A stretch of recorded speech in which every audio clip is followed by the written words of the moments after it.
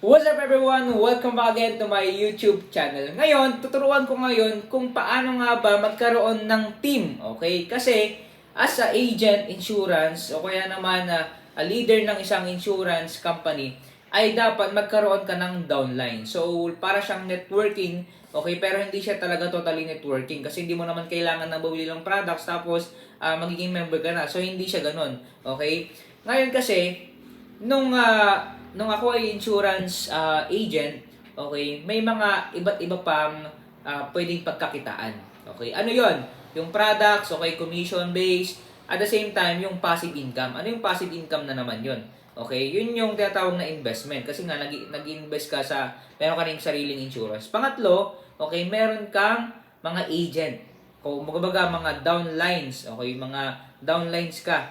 Okay, that time, nagkaroon ako ng mga downlines at nagkaroon ako ng prospect. So, kuya, paano ka nagkaroon ng mga downlines? Nagkaroon ng mga leaders din, magiging future leaders din.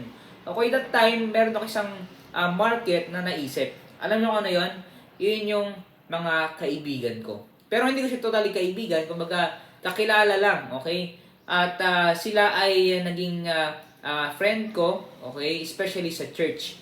Okay, so sabi ko sa inyo sa mga previous video ko, ay dapat meron kang isang community. Okay? Dahil kapag mayroong community, okay, meron kang prospect agad.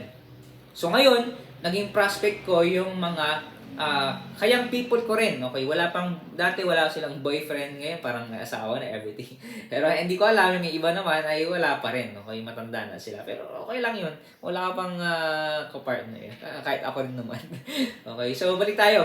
So, that time, okay, nakuha ko sila as a partner. Kumaga ako yung nasa taas, tapos downline ko sila. So makita niyo po sa thumbnail ko, sa aking thumbnail, sa picture, bago nyo nakita itong video nito, ay apat sila. I mean tatlo, apat.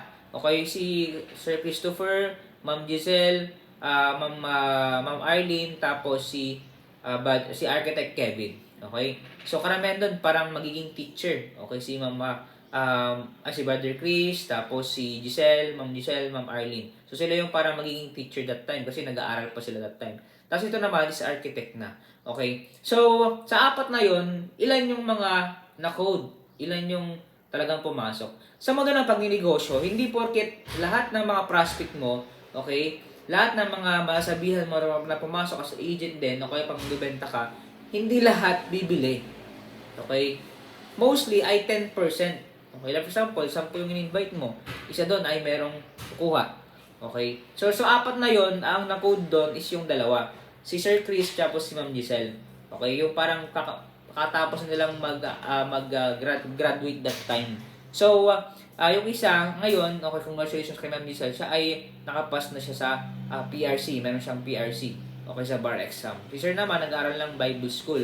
Okay, ngayon na. So, dati, talagang porsigito tayo na magkaroon ng leaders. Kasi, kunyari, pag may under ka na, at least sila, magbebenta na rin sila. Tapos ikaw, nagli-lead ka na lang kung paano yung gagawin nila. Kasi nga, magkakaroon ka rin ng commission sa kanila. Kumbaga sila rin nagtatrabaho para sa'yo. Pero bago mo maabot yon, madami pang mga mangyayari. Kailangan mong trabahuhin talaga.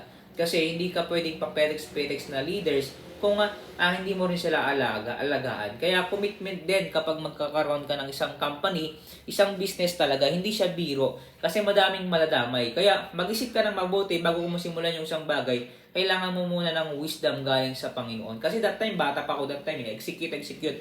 Tapos habang tumatagal, okay, yung isa, kumuha na ng insurance, tapos yung isa, kumbaga si Architect Kevin, hindi na tumuloy, pero kumuha ng insurance. Yung isa naman, ay yun, naging teacher na at nagtuturo na ngayon. So, hindi siya nakatuloy kasi kumbaga nakaharap na siya ng trabaho niya. So, ganon, basta number 1, kailangan niyo ng market, okay? Tapos, yun, makipagkaibigan talaga kayo. Number 2, kailangan mo makipagkaibigan. Okay? Para ka lang kasi nagdi-disciple niyan eh. Kumbaga, kailangan mo siyang kaibiganin, okay, kasama lagi, okay? So, may mga meeting kayo, okay, strategize nyo, kung hindi kayo pwedeng mag-meeting ng parang in person, pwede kayong mag-video call, okay, tawag, okay, number 3 is communication is the key. Kailangan may communication ka lagi. Huwag niyong ikakat yung communication na yun. Kasi mahalaga po yun sa pagbibusiness. Especially, partner niyo sila sa pagninegosyo. Kaya, that time, Ganun ulit. Kasi ang nangyayari niyan, pag nakahanap ka ng downline mo, sila maghanap din sila ng gustong pumasok as a agent. So that time, meron din silang mga prospect. Okay, kinakausap ko. Siyempre, that time 18 years old ako eh. Medyo kailangan mo talaga maging firm. Okay, o kaya naman, malakas yung loob mo kung paano ka magturo.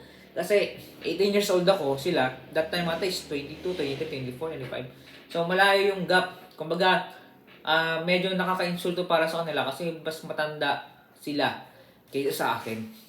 Kaya ako, todo akong pag-aaral at syempre dahil ako naman yung nauna, may experience ako. Okay, kaya as a leader, kailangan mong maging firm, okay? O kaya naman mag-aral ka rin ng sarili mong pag-aaral kung paano mo siya i-lead kasi napakahirap. Ang advantage lang kaya sa amin ay meron kaming church na turo kung paano mag-lead, okay, paano makipag-usap. Pero that time, hindi rin ako ganun ka ayos magsalita, nabubulol din ako. Kaya, kailangan mo ng personal development talaga. Kailangan mo pag-aralan kung paano ka rin mag-lead sa mga under mo. Okay? Kasi hindi sila agad-agad na mag-grow kung wala silang leader. Parang sa family, okay? Merong tatay at nanay. Ngayon, meron kang anak. So, kailangan maging confident yung anak mo, okay, sa mga gagawin niya. O magiging first honor siya sa school, gagalingan mo, tuturuan mo siya. Okay, gagabayan mo siya until, kumbaga, lagi mo rin siyang kakausapin. Kamusta ka anak? Ganito, ganyan. Talagang parang gano'n din sa family. Magiging family mo sila. Tuturin mo silang family. Okay? Kaya, dapat ay maging, kumbaga, seryoso kang leader. Okay? Hindi yung papetiks-petiks na mawawala. Kasi ako po, ay, yun, merong nag-invite sa akin, tapos habang tumagal, nagkaroon siya ng sarili niyang business. Okay? Tapos, ang nangyari, syempre nawala siya sa company. Syempre, ikaw rin naman na pumasok sa company, mag-iisip ka, okay, bakit siya nawala siya. Okay, ibig sabihin, hindi ako yayaman dyan, parang ganun. So, syempre ako, parang nag-iisip din ako. Ganon din sa downline mo. Pag nawala ka, wala na. Basag lahat. Kaya, it is a commitment. Okay? Kailangan natin ipag-pray, lulutuin natin sa prayer yan. Kasi iyak natin sa Panginoon yan. Kasi hindi siya basta-basta. Okay? Madaming maladamay. Okay? Kaya, bago mapasukin yung mga ganong sitwasyon, ipag-pray mo natin. Pero syempre, dahil nagsimula tayo sa negosyo, okay, part of growing yan, okay? Maganda yan kasi nga, nag-i-start ka pa lang naman. So, hahanapin mo yung sarili mo talaga. Kasi especially, pag bata ka pa talaga. Okay? Kaya, yung iba, ina-advise nila na dapat 30s, alam mo na kung saan ka na talaga. Okay? Tapos yung parang 20 to 30, yun, na magtrabaho sa kung saan-saan. Okay? Tapos hanggang pagdating ng 30, alam mo na kung saan ka na magfo-focus or magtatrabaho. Alright, so dito muna tayo sa ating tinalakay. Okay, so all about paano nga ba magkaroon ng agent o kaya naman ay magkaroon ng under. Okay, at maging leader na rin. Okay, kaya salamat sa panonood nyo. Okay, kaya tuloy-tuloy lang tayo, okay, sa ating learnings, okay, sa ating mga vlog. Hindi ako nag-asawa na magturo sa inyo. Kasi nga, madami akong kapalpakan sa pagninegosyo pero gusto kong ituro sa inyo yun. At the same time, makita niyo yung journey ko simula nung ako ay pumasok sa pagninegosyo. Kaya salamat sa inyong panonood. Meron tayong next na vlog, okay? Yung tinatawag na part 5, okay? Na-close deal ko na yung mga client ko that time. Alright, so see you on my next vlog. Bye-bye po muna and God bless.